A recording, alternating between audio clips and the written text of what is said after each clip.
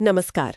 आज हम एक बहुत ही प्रभावशाली किताब नेपोलियन हिल की थिंक एंड ग्रो रिच, इसके जो मुख्य सिद्धांत हैं उन पर थोड़ी गहराई से बात करेंगे। जी। ये किताब, जैसा कि नाम लगता है, सिर्फ पैसा कमाने के बारे में नहीं है, बल्कि ये बताती है कि सोच की शक्ति, अहम पक्का इरादा और एक सही योजना से कोई भी लक्ष्य कैसे पाया जा सकता है। बिल्कुल। और ये कोई हवा हवाई बात नहीं है। हिल ने इसे लिखने से पहले करीब 25 साल लगाए थे। हाँ, 500 से ज्यादा सफल लोगों पर स्टडी की थी उन्होंने, जैसे Andrew Carnegie, Henry Ford, Thomas Edison. बड़े बड़े नाम हैं इसमें। सही। और किताब का जो मूल मंत्र है वो यही है कि कामयाबी जो है ना, वो हमारे विचारों से शुरू होती है, दिमाग में। आप वही बनते हैं जो आप सोचते हैं। एग्जैक्टली। ये एक तरह से सपनों को हकीकत में बदलने का एक साइंटिफिक तरीका समझाती है किताब। तो चलिए शुरू करते हैं पहले और शायद सबसे जरूरी सिद्धांत से।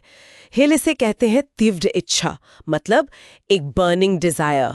हाँ, ये कोई ऐसी वैसी इच्छा नहीं, ये एक जबरदस्त जलाने वाली लगन होनी चाहिए किसी चीज को पाने की। इसके लिए हिल ने वो 6 स्टेप्स वाला एक फॉर्मूला भी दिया है।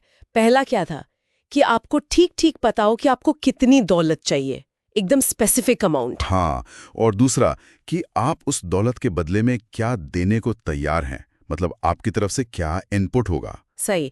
तीसरा, एक तय तारीख, एक डेडलाइन। बिल्कुल। चौथा, एक स्पष्ट योजना बनाना कि कैसे हासिल करेंगे, और फिर उस पर काम शुरू करना। पांचवा, ये सब कुछ, कितना पैसा, बदले में क्या देंगे, तारीख, योजना, सब लिख लेना। हाँ, लिखना बहुत जरूरी है। और छठा, जो लिखा है उसे रोज कम से कम 2 बार पढ़ना, सुबह उठकर और रात को सोने से पहले।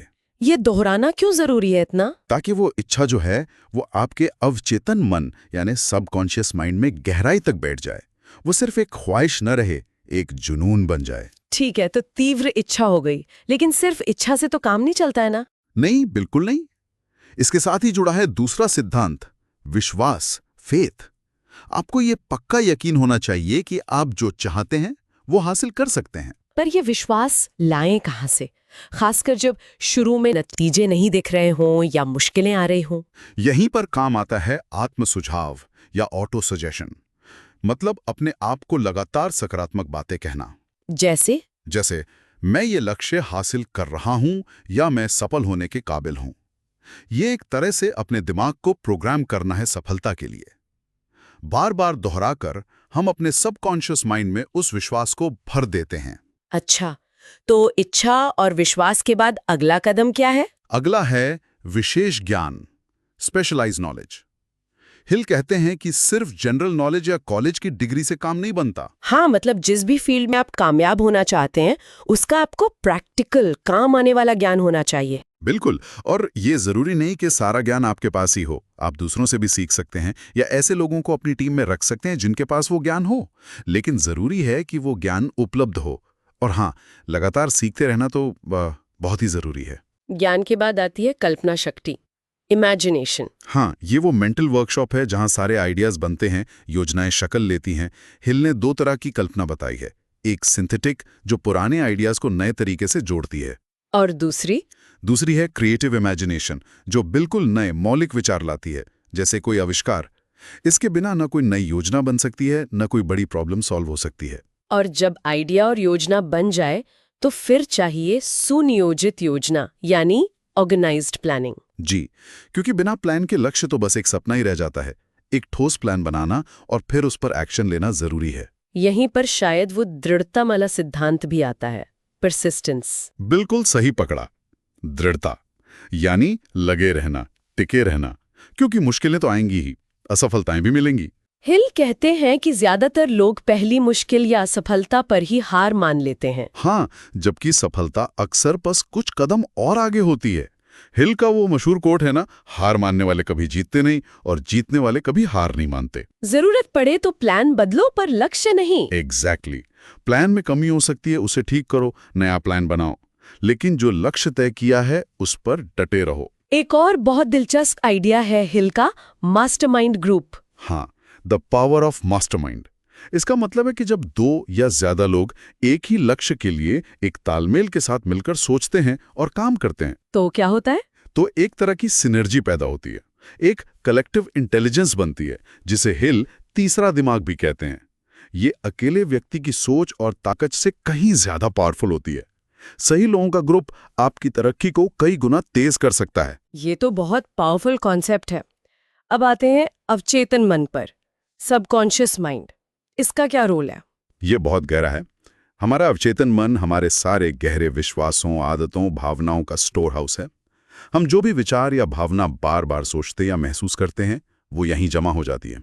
और फिर ये अनजाने में हमारे फैसलों और बर्ताव को कंट्रोल करती है। हाँ, इसलिए हिल कहते हैं कि इसे सकारात्मक विचारों, विश्वास और प्रेम से भरना बहुत जरूरी है।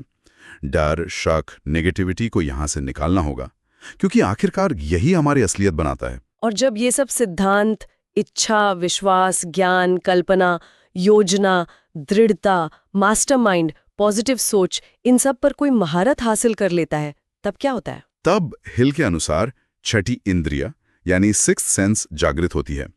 ये एक तरह का इंट्यूशन या अंतर्ज्ञान है।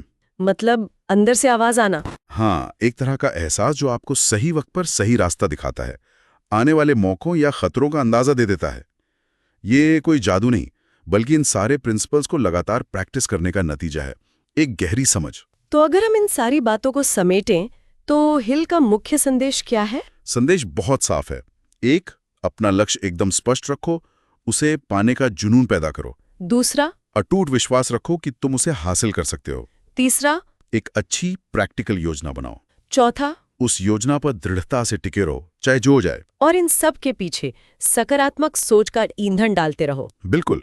ये किताब असल में एक पूरा जीवन दर्शन है। ये सिखाती है कि हमारे बाहरी हालात उतने मायने नहीं रखते जितना हमारे अंदर का संकल्प और हमारी सोच की क्वालिटी रखती है। सही कहा। अगर सोच सही दिशा में हो तो रास्ते बनी जाते हैं। सब कुछ सोच से ही शुरू होता है और सोच पर ही खत्म होता है। जी। तो ये थे थिंक एंड ग्रो रिच के कुछ सबसे अहम सबक। ये दिखाते हैं कि सोच में कितनी ताकत है, कैसे वो हमारी दुनिया बदल सकती है। और जाते जाते एक सवाल हम अपने सुनने वालों के लिए छोड़ सकते हैं। जरूर। अगर ये सच है कि हमारे विचार ही हमारी हकीकत बनाते हैं, तो क्या हम अपने रोजमर्रा के हजारों विचारों पर उतना ध्यान दे रहे हैं जितना शायद देना चाहिए? क्या हमारे आज के विचार हमें हमारे कल के लक्ष्यों के पास ले जा रहे हैं या उनसे दूर धकेल रहे हैं? इस पर जरूर सोचिएगा।